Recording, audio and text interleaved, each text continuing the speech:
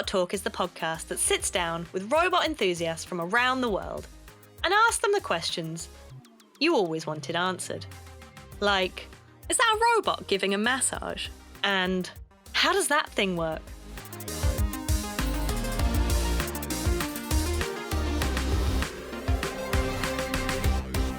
Hello everyone! Welcome to Robot Talk.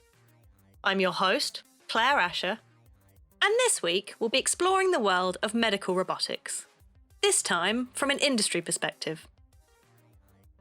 Before that, I'd like to remind you about our competition to win your very own Robot Talk t-shirt. Our winner for November was Cobot Makerspace, and we'll be selecting another lucky winner at the end of December. To enter, all you have to do is share your favourite episode on social media and tag us at Robot Talk Pod. So, with all that said, let's get on with this week's interview. I recently had a fascinating chat with Katarzyna Szopinska from KUKA, all about software and hardware for medical robotics. Today I'm speaking to Katarzyna Szopinska, a portfolio manager in medical robotics at KUKA, who has worked on multiple software and hardware products for the medical sector. Hi Katarzyna, great to have you on Robot Talk. Hi Claire, thank you very much for your invitation. So KUKA is a huge name in the world of robotics, but for listeners who don't work in robotics and perhaps aren't familiar, can you talk a little bit about what the company does? Yeah, sure. KUKA is a global automation corporation with roughly 15,000 employees located all over the world. The headquarters are in Augsburg, in the south of Germany. So KUKA offers the customers a wide portfolio of products, practically everything they need for intelligent automation, starting from robots to fully automated systems, their connectivity. And KUKA is active in markets such as automotive, but also electronics, consumer goods, e-commerce, retail, and healthcare. This year, KUKA celebrated actually its 125th anniversary. Wow. And for over 50 years, so since 1973, is working with industrial robots. And that year, the first industrial robot in the world with 6 electric motor-driven axes called Famulus was launched by KUKA. Years later, in 2001, KUKA set foot in the medical field. In that year, our current partner, the company Accuray, got an FDA clearance for its radiosurgery system, the CyberKnife, in which a KUKA robot positions a radiation source for cancer treatment. And since then, we've been working with various medical device customers, providing them with robots for their medical applications. Wow, I had no idea KUKA had been around so long and has really been, at the forefront of robotics from the start. Yeah, it's very interesting. Also, the company has really reinvented itself so many times over the years. Also reinvented its robotics portfolio. It's very interesting to follow their history. Yeah. So you're responsible for KUKA's portfolio of medical robotics technology. What kinds of different robots does KUKA produce for medical applications? So we have quite a selection, actually, I would say. So customers can choose either the sensitive and collaborative lightweight robot, the KUKA LBR Med, or robots with high payload capacities, like 300 kilograms, such as the KUKA Care Quantec. So it all depends on the intended use. Yeah, our medtech partners have already realized applications in the fields of diagnostics and various surgical procedures and rehabilitation in cancer treatment, as well as aesthetics and well-being. So majority of them work with our small LBR Med, small compared to the robots with the 300 kilo payload, which can carry tools or devices with a weight of up to 14 kilograms. But it's a robot which was designed from the start to be part of a medical device. So that means it fulfills applicable requirements from norms which are relevant to medical devices. Yeah. And it makes it significantly easier for our customers to implement it in a medical device. Okay. So when I picture a KUKA robot, I think of a robotic arm. Is it all based around robotic arms, or are there other kinds of shapes and structures? Yes, so the entire system consists of the robotic arm and of the controller and the entire software. So in terms of the medical field, this is usually where we focus. The robots can have 6 axes, like the standard industrial robots, or 7 joints, like the LBR Med does, but customers build their application around these 3 main building blocks. Yeah. The kind of arm structure is very versatile, I guess, so it can easily be applied to lots of different areas.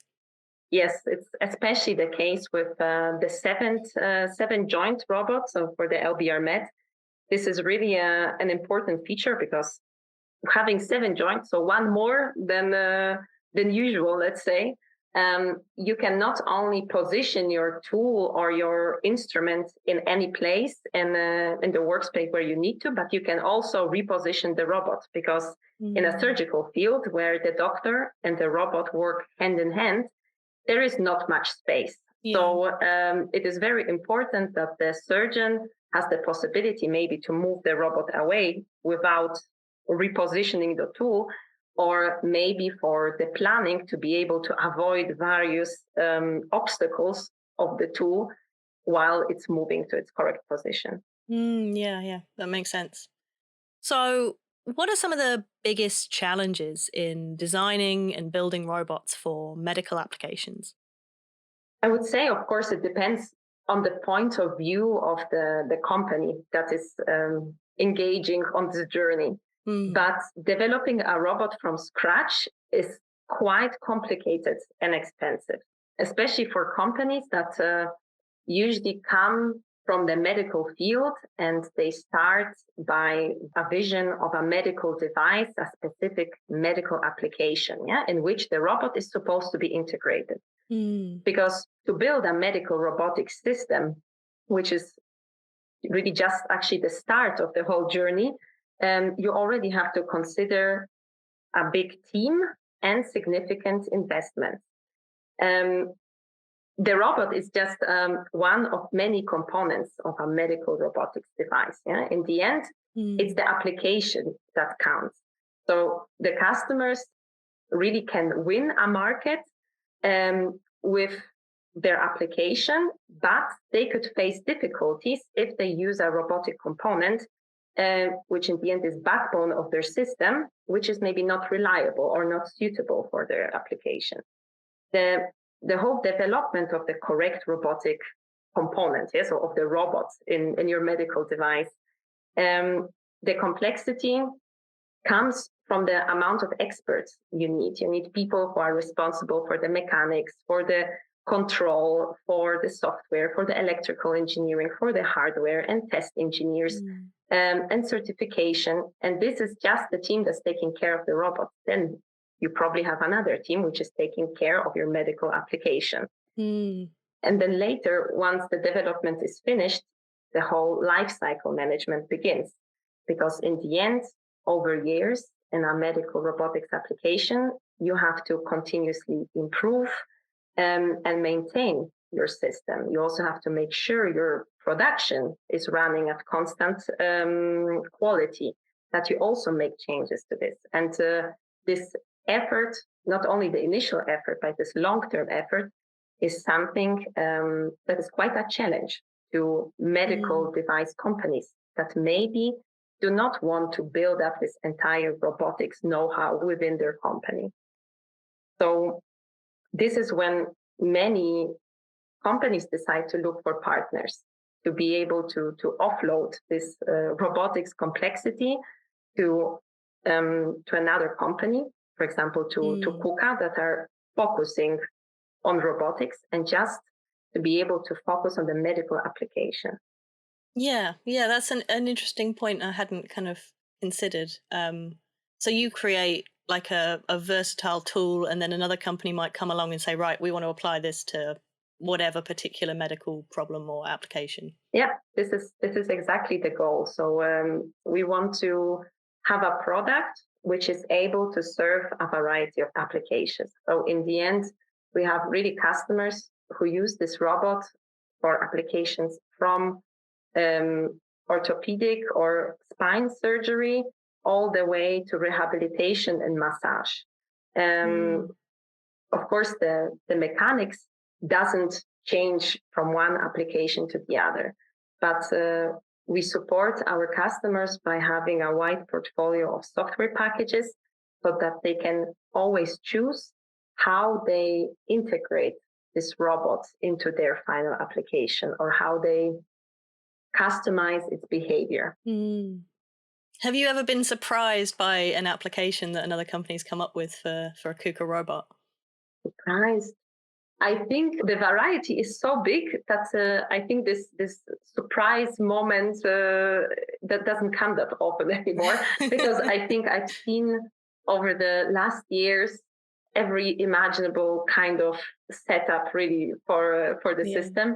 But what was really interesting for me was also to experience the robot itself. So a year ago, some months ago, we had at the company the massage application from one of our customers. So that was actually an interesting experience also, to being able to test on yourself how such a application works, and what the end user in the end experiences to be treated, or in this case massaged by a robot. yeah, I would like to have a robotic massage. That sounds interesting.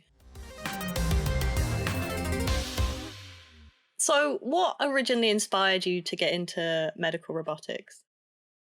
So already when I was at school, I loved mathematics and physics, but also biology.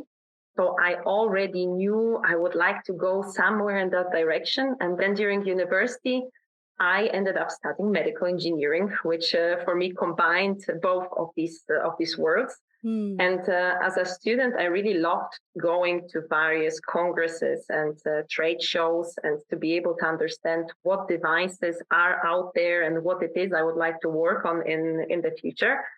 And at that point in the university, my focus was on mechanical design.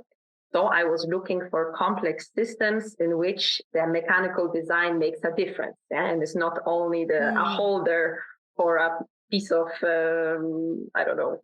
software, so to say. Yeah. And then, of course, the coolest thing that was out there was the Da Vinci robot. And so when I finished university, then I, of course, realized there are various research projects, but I really wanted to go into the industry. And then I saw that KUKA was looking for mechanical engineers for the medical robotics. And that was really the perfect match for me. So I worked in engineering for almost 3 years, and then moved to my role in portfolio management. Fantastic. I've interviewed quite a few people who work in medical robotics, like in universities as researchers. Why did you choose to go into industry instead of taking the academic route? I guess I wanted to see the technology face the challenges of the outside world, so to say, because at university I also did different projects in research for the medical robotics. And then I was always wondering, like, okay, this is great, this is working, but will this fit into the outside world? Yeah, because very often you see in the project it's mainly about the proof of concept, and you don't yet have to tackle things like, okay, how will we manufacture this in thousands, or is this something we can repair, or how will we teach people to use this? Yeah, it's you are still at the level of, this is a great technology, we made it work, it has clinical evidence, that's it. And I was really interested in this transition, so to say, to a practical device. And like, is this technology really viable? Will people want to use it? Will people want to pay for this? And will it really survive in the outside world, so to say? Yeah. Yeah, a lot of the kind of more academic medical roboticists I've spoken to have talked a lot about that challenge of taking a great idea in the lab and actually getting it into the real world. And obviously, a lot of the work that goes on in universities sadly doesn't make it, or takes a very long time to actually get into the real world. I guess it's, of course, difficult to say what is the perfect path, because in the end, if the research was from the very beginning burdened with all of these challenges, then it would be difficult to take off, so to say. Yeah. But from the other side, we also work with many universities that use our robot. And we also see that once they're about to make this transition, maybe they're starting becoming a spin-off of the university, that they are confronted by questions that have significant impact also on the design of their device that were not considered before. Yeah. And sometimes it leads to a really strong pivot and almost restarting the whole endeavor, or having to change the market, or having to cut some of the functionalities, or start working, of course, on totally new ones, because maybe the risk analysis was not reconducted, or the market turns out to have complicated entry requirements which were not considered. So it's definitely not to be underestimated. So. Yeah, definitely. So we have an audience question that was submitted via our website. Will KUKA be more of an engineering provider in the future, or more of a volume market provider? Are they interested more in many small or few big customers? So our focus at KUKA is on products. Yes, so on products which can serve a variety of customers and offer them also flexibility in further development of their systems. Because one of the things we see that many companies build their robotic device for a very specific application. And as time passes and maybe the field of application or the business area expands or changes, you might realize that the robot you designed initially no longer fits. And in order to move quickly as possible, you want to develop a new one. And starting this development all over again could be too challenging. And at that point, a versatile robot like the LBR Med offers a lot of possibilities, because customers can do this pivot. You have the flexibility of adding new applications because they did not develop the robot specifically for that one use case. And we collect requirements from customers from various fields. And we try to integrate it into our products to make them better and more versatile over time. And of course, working with big customers, it often requires customer-specific developments and personalization. And we also support our customers in that, since we have a big dedicated R&D team with varied know-how. But as I said, our focus is on building products. Sure. And do you find that most of your customers tend to use your robots and software sort of off the shelf, or do you find they're doing a lot of customization for their own purposes and applications? So when talking with customers, we see this trend of companies really quite early on deciding on whether they want to make robotics long-term their core competency. Yeah. So we have customers who decide that they are going to be building various robotic products in the future, and it's very important for them to have their robotics know-how in-house.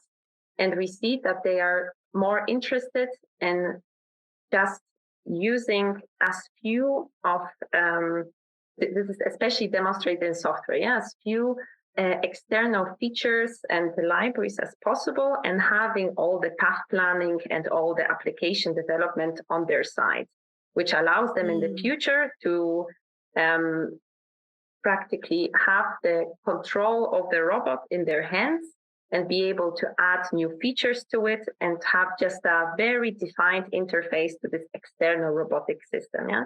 And on the other hand, we have other customers whose prime focus is on bringing a device to the market quickly and focusing on the application and maybe on all the other components like imaging, tracking, the user interface of the software. And they want to build a proof of concept as fast as possible and are very interested in using already available building blocks.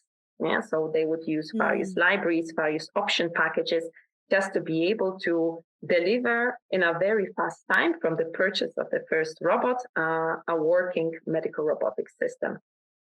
And this is also important to balance these two worlds, as this depends on the company's business model and long-term strategy, and whether you're working with a startup that maybe has to show very soon to investors that this is our idea for the application and this is how it could work, or with a big company that is interested in reaching to a very low level into the robotics and just having a reliable component they're going to be using. I guess the disadvantage with the sort of more off-the-shelf approach is that maybe further down the line it's less versatile, or it needs more work if they want to kind of change things. In the end, I would say the difference is that you just start building your know-how later. Because if you buy an off-the-shelf system like the LBR Med, you are already provided with this wide spectrum of possibilities. You can choose configuration in which you have defined interfaces and you have all the planning, all the know-how on your side. And later, you might want to switch to a new application and use available software packages just off the shelf, so to say. So in that sense, you have the flexibility.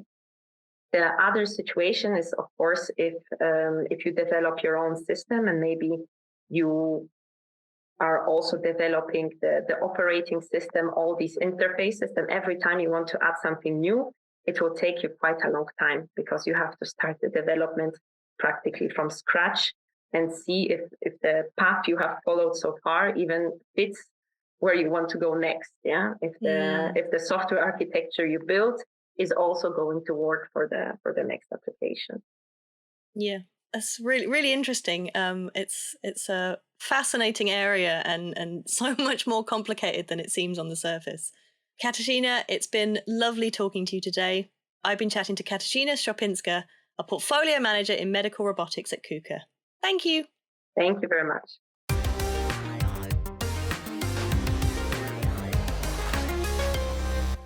Thanks for listening. If you enjoy Robot Talk, please do share the podcast, subscribe, and leave a review to let us know what you think.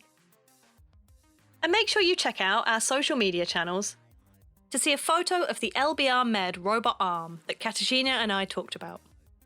We're at Robot Talk Pod on all the socials. Next week, I'll be speaking to Jims Ma Chang from Sheffield Hallam University, all about security, privacy, and trust in healthcare robots. Until then, I've been Claire Asher, and this has been Robot Talk. Robot Talk is brought to you by the Hamlin Centre, Imperial College London.